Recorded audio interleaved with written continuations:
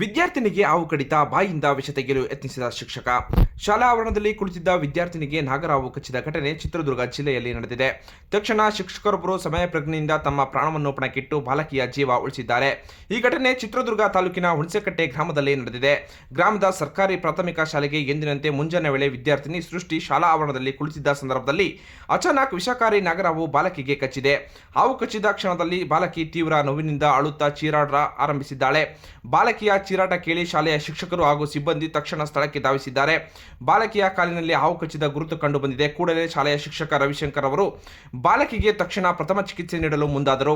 ಹಾವು ಕಚ್ಚಿದ ಭಾಗವನ್ನು ಬಾಯಿಂದ ಹೀರಿಕೊಂಡು ವಿಷವನ್ನು ಹೊರತೆಗೆದ ಬಾಲಕಿಯ ಪ್ರಾಣ ಉಳಿಸಿದ್ದಾರೆ. ನಂತರ ಬಾಲಕಿಯನ್ನು ತಕ್ಷಣ ಚಿತ್ರದುರ್ಗದ ಬಸವೇಶ್ವರ ಆಸ್ಪತ್ರೆಗೆ ಕರೆದೊಯ್ಯಲಾಯಿತು. ಆಸ್ಪತ್ರೆಯಲ್ಲಿ ವೈದ್ಯರು ಬಾಲಕಿಗೆ ತಕ್ಷಣ ಚಿಕಿತ್ಸೆ ನೀಡಿದ್ದು ಸದ್ಯ ಆಕೆ ಆರೋಗ್ಯವಾಗಿದ್ದು ಅಪಾಯದಿಂದ ಪಾರಾಗಿದ್ದಾರೆ ಎಂದು ವೈದ್ಯರು ತಿಳಿಸಿದ್ದಾರೆ.